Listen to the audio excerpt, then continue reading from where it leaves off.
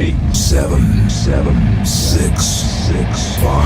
4, 3, 2, 1. All systems go. You're listening to Sudbury News Talk.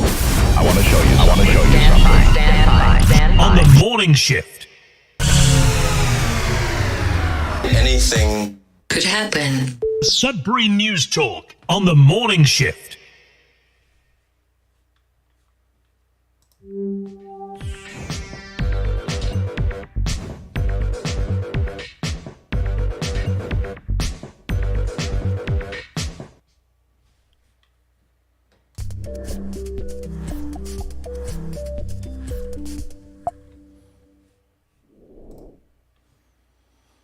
And good morning, everyone. Welcome to Sudbury News Talk on the morning shift. I'm AJ Walsh. I'm glad to be here with you. I'm thankful that you're here with us. We're live on CKLU 96.7 FM on the radio. We're also streaming live at cklu.ca online. Thanks for being with us today. We're just looking at different technical issues that are going on at the moment, but we're handling it. We're getting her done. I just gotta close certain programs. Anyways, yesterday's glitch during our interview with Tom Price, Bob Johnson, and Mike Perron, I've never seen anything.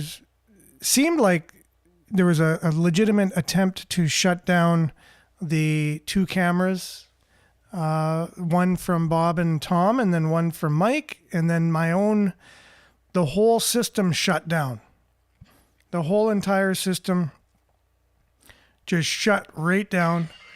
And and now I can't even get into my Facebook on my one laptop. I cannot get into it. It logged me out of all of my social medias, and I can't get into Facebook on the one computer, the one I usually monitor. So I'm using my phone this morning.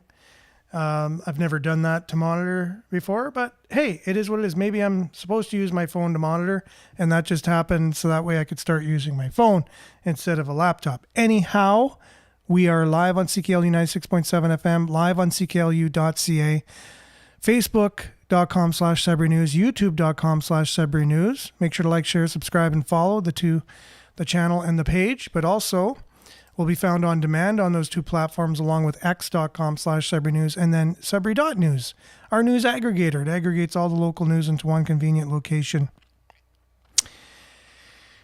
And mainly make sure to comment. We'll do our best to get your comments up on the screen for those watching, read for those listening. And it's going to be a great show as usual on this October 1st, 2025. I can't believe that time is marching on as fast as it is. Before you know it, it'll be Halloween. There'll be leaves all over the place, except for on the trees. And then we know what's going to happen after that. And apparently the Farmer's Almanac this year says a long, cold winter with a lot of snow. Now, I only take that with a grain of salt. It isn't always true.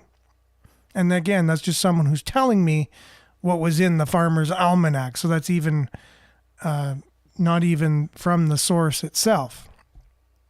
Anyhow, let's dive in with a little bit of weather to see what the weather's like. Currently, we'll be back with the whole show, the whole kit and caboodle, including a little review of yesterday, a little talk about the arena and the costs, according to the Sudbury Star article, and a couple other news headlines from around what's going on in Sudbury, and a deep dive into something that the whole country seems to be falling apart. Now, is it just me? That it seems to be kind of dismantled piece by piece. It's being dismantled, and all kinds of things. We're having huge deficits. Inflation's on the rise. There's a crisis for everything. Everything's a crisis. However, it doesn't seem like our politicians are in tune with those types of things and wanting to get things back on track. It seems like they're on another track to do something else and just continue to kind of, if we were the Titanic, they'd seem to be drilling holes in the bottom of it kind of thing instead of trying to save it. That's what it feels like. We're the Titanic and they're like kind of ripping it apart and demolishing what's even left of it as it's sinking. So I don't know if it's just me or not, but that's the way things feel. However, we'll be back with news headlines, your comments, and more right after the weather. Stay tuned. It'll be a great show, I promise.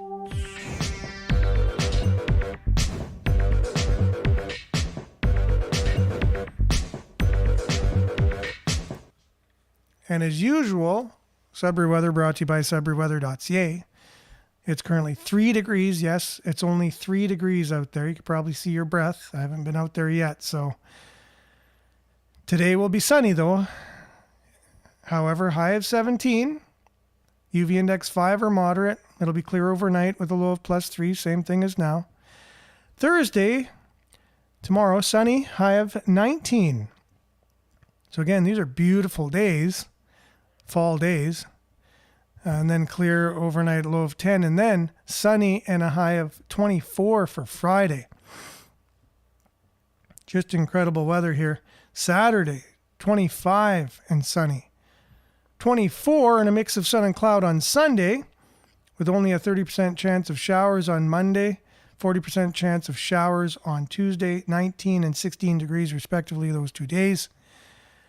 Looks shaping up to be a great end of the week and weekend. So, hey, there's some good news in terms of the weather. We'll be back with the news headlines and your comments and more right after this.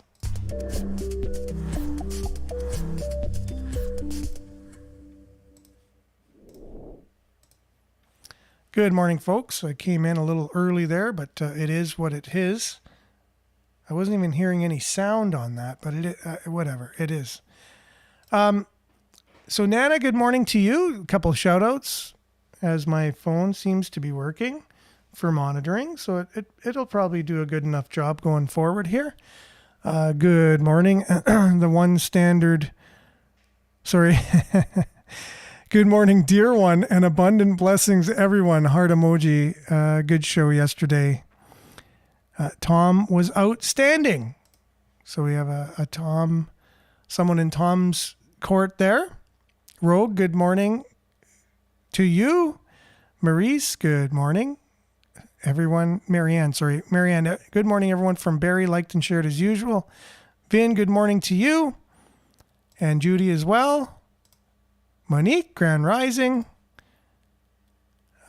Monique, different Monique. Good morning, Sudbury. Yes, there can be more than one Monique. And Hazel, good morning to you. Prayer emoji, much needed, much appreciated. And good morning, Larry. I thought the show got canceled for all the comments yesterday, LOL. That was a good show. Okay. Well, I did notice a lot of you were very talkative. I went back to see how it looked on demand because it was incredible how Bob's camera was frozen right away. Mike's camera got frozen and he got booted off. And then they both had to come back in. And then the whole show got booted off, but apparently they were still going on. So something was still connected. But on my end, the whole device and software that I used to manage the show just went blank. Never seen that before in my life. And then I had to scramble to find a way to get it back on. Luckily, just by fumbling around, it worked. I've never had to do that before.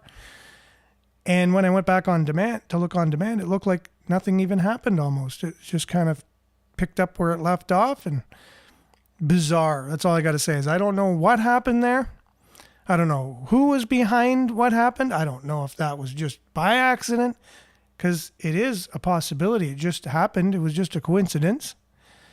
But I don't know. That would be a strange coincidence to have happened to all three of us on the show separately at a different point in time. And I know Facebook discourages conversations. It doesn't like conversation. It likes statements. It likes people to say statements to people, and that's it, and then back off. It doesn't like the idea of actually working things out in a good way. Of saying, okay, I know things are getting a little heated, but let's just take the high road here, everyone, and let's just talk. They don't like that language. They do not. They will not monetize you in your channel if you have that type of approach. They love arguments and they love dividing people, but they don't like kind of getting on the same page. I don't know what's up with that, but it is what it is. Okay, and then Belinda, good morning to you. Helping one person might not change the whole world, but it could change the world for that one person. Triple heart emoji, and so true. And it's that starfish analogy or starfish story shared in a different way, right? You can change one person one at a time, and that makes a difference, a whole difference to that person's world. But changing the world, might not be able to change everyone, but you can change one, right? So the story of the starfish on the beach is some kid is throwing starfish back that are kind of washed up on the beach and they're going to die in the sun, but the kid's throwing one in at a time into the ocean, and someone comes along and says, "What, you think you could save all these starfishes?" You know? He goes, "No, but what do you think, you're going to make a difference with all these starfishes?" He goes, "Well, I'm making a difference to this one," as he tosses it into the ocean, right? And it's true. And that's all we can do. And that's why people have to just concentrate on themselves first. If you want to make a difference in your own life by changing your own life the way that you want your own life to be positively.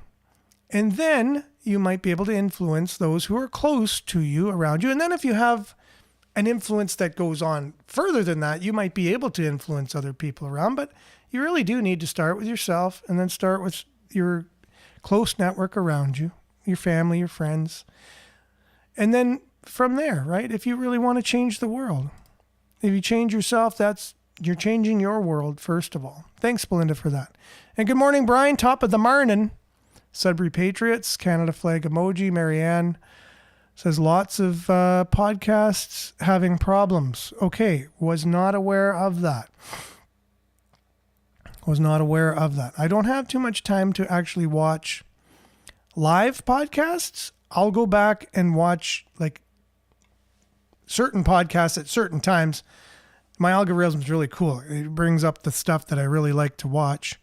And then I'll fast forward through it and stuff too, right? Just to get the main stuff.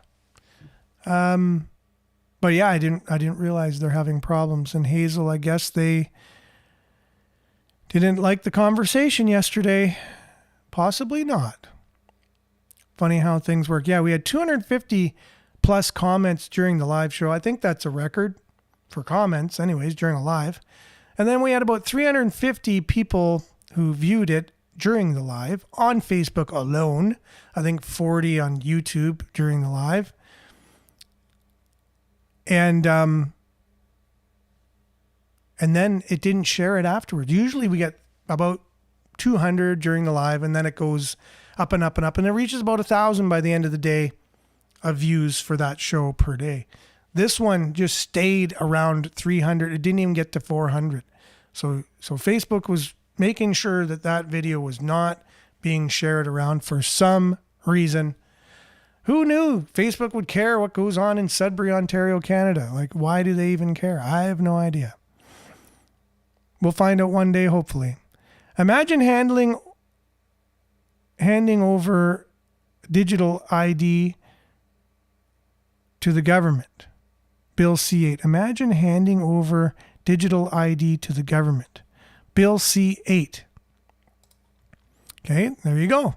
That's up to you now to research Bill C8 and digital ID. We know it's coming in to Britain, right? The Prime Minister just announced it, that they're going to have it by the end of Parliament.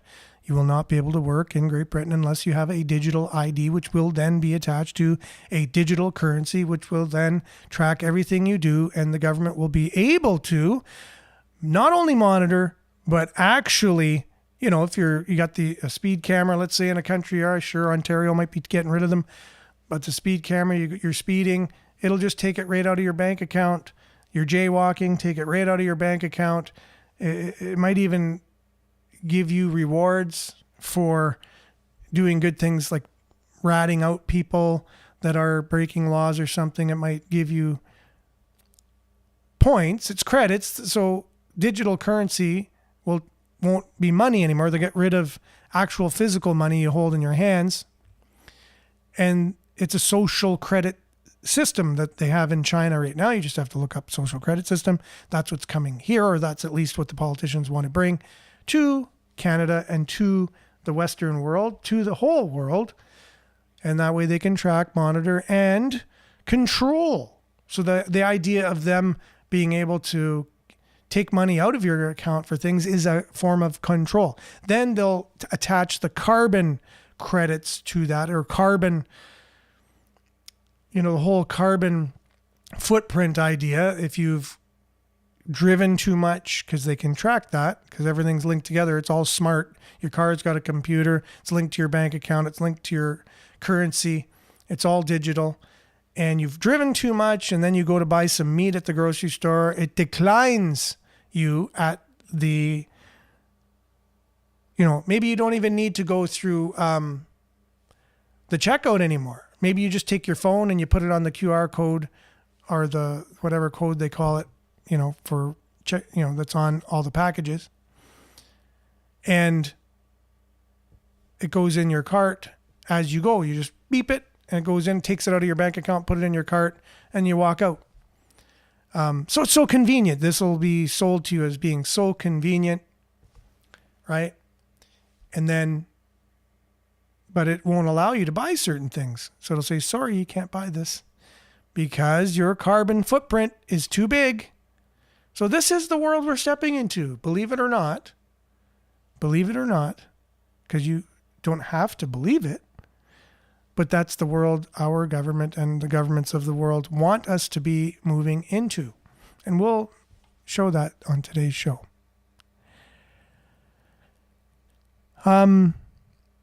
See, I knew the government was monitoring your live. Possibly. I mean, hey, that's what they want. They want to monitor every little thing we do. And that's why we have Facebook in the first place. So the government had a program that was doing basically what Facebook was doing. And the day Facebook launched, that's the day the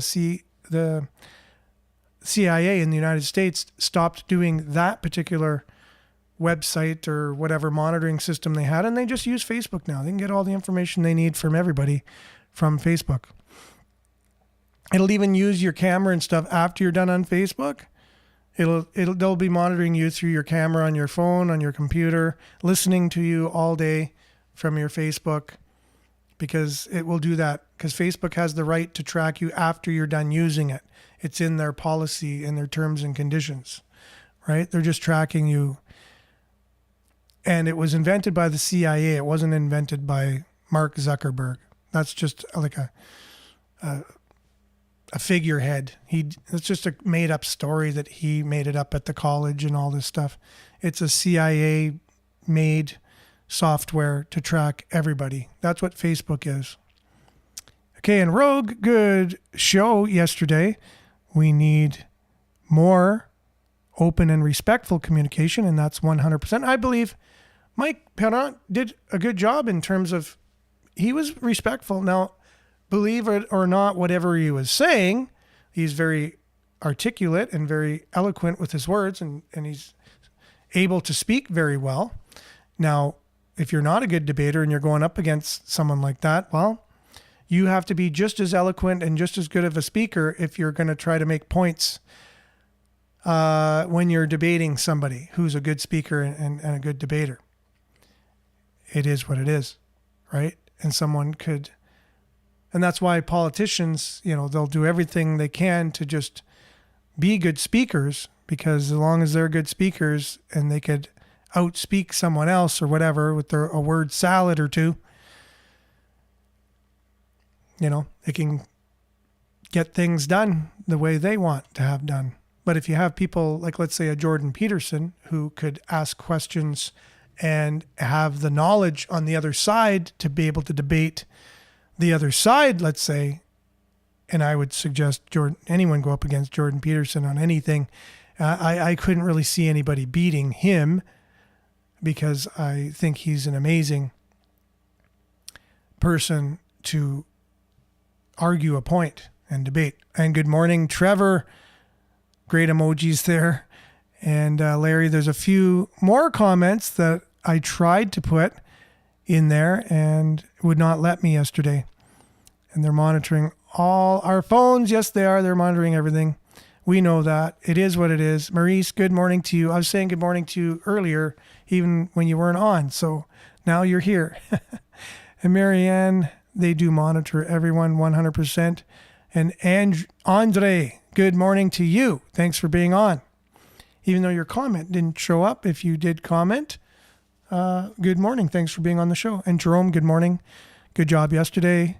Thank you very much. And Brian, my spidey senses are tingling and leaning towards a harsh winter. Or as Joe Biden would have put it, a dark winter. So I guess dark winter, harsh winter, in terms of the Farmer's Almanac, Northern Hillbilly, good morning to you. No like button once again. See, what's up with these types of things? Isn't that bizarre? And I noticed we didn't get that many likes on yesterday's show, even though we had a record amount of comments. We had all kinds of interaction. We had less likes and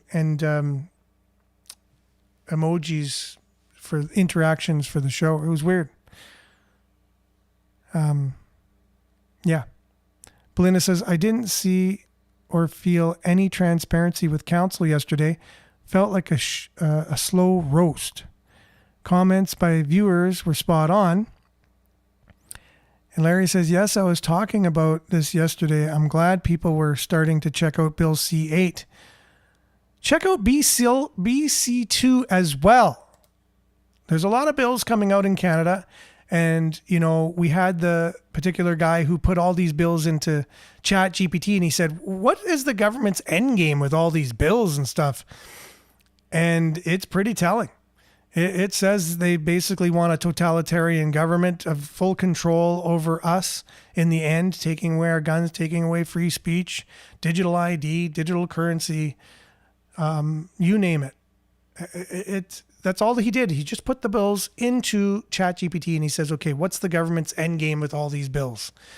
ChatGPT told him. We'll have that on the show again. We'll have it reoccurring on the show just for people who have a hard time understanding that it's actually legitimately happening and it's not just somebody's speculation of how the country is going and why it's going that way. And good morning, Pat. Thanks for being on. So with that, let's just dive right in. Just want to show something, the Sudbury Star article from the other day. You know, the headline was interesting. If I can get that up on the screen here. So the headline says, how much will Event Center cost? We're going to meet our budget. So that's the headline, right? So that's the city saying we're going to meet our budget. However, going through the entire article, they talk about, you know, they're going to bring the Wolf. That's what the mayor wants to bring, the old Wolf on the clothesline into the new arena. O'Reilly, the head architect who's, you know, is talking about he built the London arena and it's going to have a new feel. Seating capacity is going to increase to 5,800. You know, there's going to be a theater aspect to this arena where you'll be able to go in. They'll put a curtain up. They'll be able to divide the center. They're going to have those modern LED ribbons going around, you know, the whole top of the facility, just like the new arenas have, where you can put messages on there. So that's really great. It's going to look great. It's going to feel great. Sophisticated mechanics. They talked about the London arena and the differences between the London arena.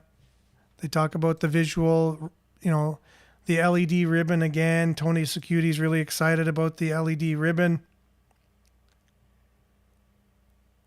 And he's the general manager of growth and development. He's the city's general manager of growth and development, Tony Secuti. So, I'm still scrolling down here to see if I missed it or not, because, and I didn't, they actually don't talk about the money. how much it's going to cost and the fact that it's going to be on budget, and maybe making a case of how it's going to be on budget. There's not one mention of it in the story. And usually Sudbury Star does a little better of a job compared to the other journalistic outlets that are in our city at kind of getting to the bottom of things. But in this case, Harold Carmichael did not do a good job in that regard. There just is nothing mentioned about money in the whole article. How much will the event center cost? We're going to meet our budget. Architect details for city councilors what the $200 million facility will look like. And yes, they are going to keep the wolf. That's the subheadline, right? However, no mention of the cost in the article. And we already talked on the show yesterday that the city's already spent $50 million preparing for the arena. So is that cost included in the $200 million? Well, common sense would have to say no, it's not included. So already it's $250 million, even if we're going to keep the $200 million cost going, right? So it's going to be a contentious subject, as the city is just going to keep sticking to their narrative that it's going to be a $200 million arena. Now, if you rewind to the KED, the Kingsway Entertainment District, and they're going to build the arena on the Kingsway before, they had a vote whether to put the arena on the Kingsway or downtown, and they voted to put it on the Kingsway. And I think most of the city was in agreement that it needed to go on the Kingsway, because many people are afraid to go downtown and they don't feel comfortable downtown. And parking is a huge issue, and there is no mention of parking anywhere when they're talking about this new arena, which they're just not getting it. People need parking for the arena. The arena, they turned down the KED years later after there was a lot of costs involved with getting it up and running. They turned it down because the cost of the arena was going to be $200 million, and they said we couldn't afford it because now it was going to be $200 million. But then they come out and say the arena we're going to build downtown is $200 million. So that's kind of weird, right? And no parking. We've already spent $50 million. They keep saying it's going to be $200 million, but we know it's going to be more than that. Everyone knows it's going to be more than that. As inflation rises, as cost and materials rise, even labor costs are going up because there's less and less people out there doing labor. To hire people, you got to pay a premium if you really want them on your project instead of another project. And then we haven't even talked about the corruption aspect, that you always have to pay off a certain amount of corruption in order to get these big projects built. There's a really good documentary on Netflix on the Toronto history of mafia in Toronto, and they'll explain how it works, and then you'll know how corruption works in municipalities. And obviously it's in Sudbury as well. So we never talk about that, and that's a cost. So yeah, just on and on and on. And I guess this won't be the last time we're talking about it, but don't worry. The governments are going to make sure you have a digital ID and you have, digital currency, and they'll be able to track you on your every move. So you won't be able to be corrupt. That's for darn sure. Any little bit of corruption you try to pull off, they're going to catch right away, which everyone's going to love, because people don't want corruption, right? However, main corruption will still happen. Government corruption will still be allowed to go on, and we see so many accounts of that. There's no end to it, and it will continue, as I said. Okay. Now, as far as digital ID is concerned, Glenn Beck has a really good segment on this here. I'm just going to get rid of this and do this. So digital ID, right? We all know it's coming, or we might not all know it's coming. And if you don't know it's coming, pay attention to this. Speaking of the mark of the beast, let me tell you what I heard from Keith Starmer on Friday that made my blood run a little cold. He is the Prime Minister of the United Kingdom, and here's what he said at the Reform Conference. Listen to this. And that is why today I am announcing this government will make a new free of charge digital ID mandatory for the right to work by the end of this Parliament. Let me spell that out. You will not be able to work in the United Kingdom if you do not have digital ID. It's as simple as that. Because decent, pragmatic, fair-minded people, they want us to tackle the issues that they see around them. And of course, the truth is, we won't solve our problems if we don't also take on the root causes, looking upstream to tackle poverty, conflict, climate change, issues that aren't just intolerable for those of us who care about inequality and injustice wherever it's found in the world. So did you notice he mentioned all of those things? First of all, it's going to be free. Like, who cares? Like you're selling it. I got to pay for a digital ID. Good morning, Sheila. Thanks for being on. But he also talks about how a digital ID is going to combat climate change. And you think, no, giving everyone a digital ID, how is that going to combat climate change per se, right? But they will combat climate change by you having a digital ID. But which have clear consequences for our own citizens. Wow, that is fantastic. So let me just tell you what he's saying here. First of all, it's a new free service from the government. So, if it's free, it's me, of course. But he's saying that they have a problem in Europe. See if you can relate to this at all. They have a problem in England with people coming across, the water and just invading the country. And then they're taking all the jobs from, decent Brits. And they haven't stopped them. They're welcoming them in. They're not turning them away. They're not sending them back home or anything. But to solve the problem instead, they're just going to have everybody have a digital identity. That way, you'll know if they're a British citizen or not. Oh, okay. There's an easier way to solve this. I don't know. You just stop the illegal immigration. You would send people back. You do that. You do that. No. Now, I want you to understand, and I don't know if I have time to get into this today, but this is the way progressivism works. They create the idea, and then they cause the problem that they can go back and say, we need to do this to solve this problem. Okay? So they've caused the problem of illegal immigration. They've caused the problem of all of these things happening on their streets. But don't worry, they've already designed the answer, and it's digital identity. Now, it was just voted in Switzerland, and Australia already has it.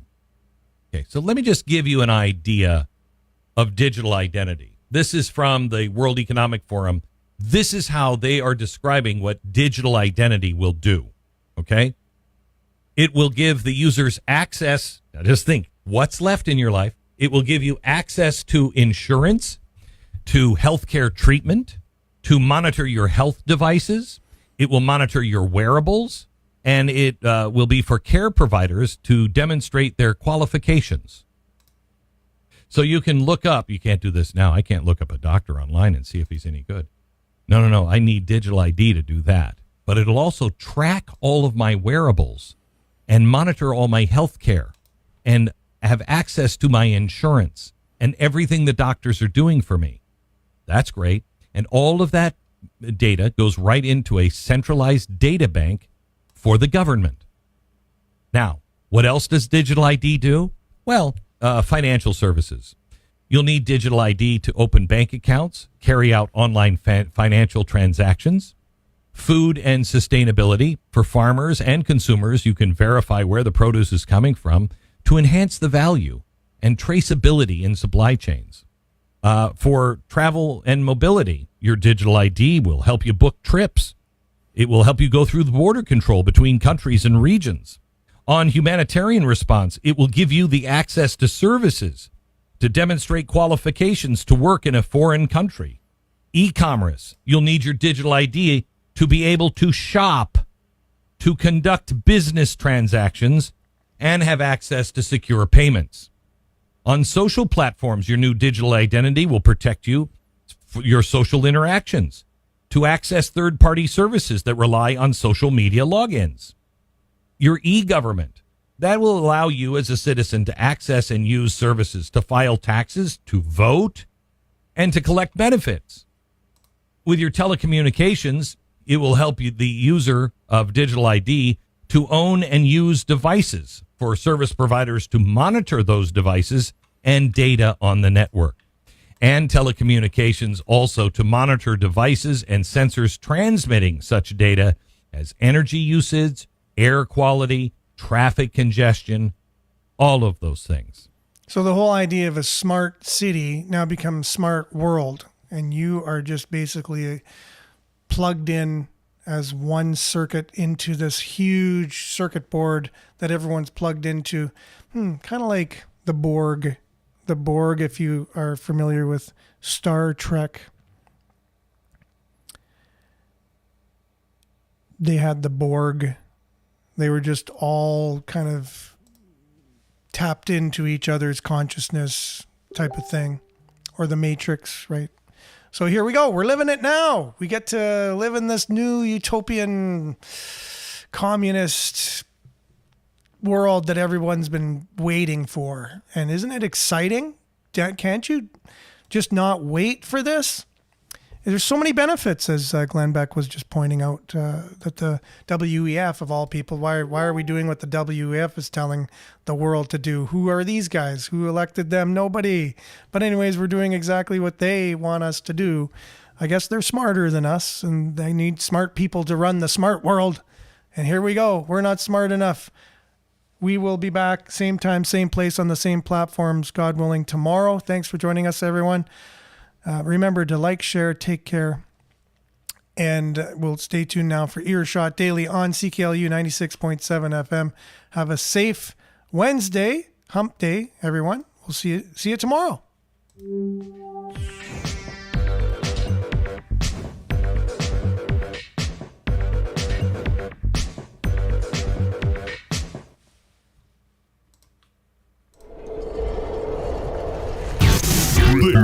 This is Sudbury News Talk on the morning shift.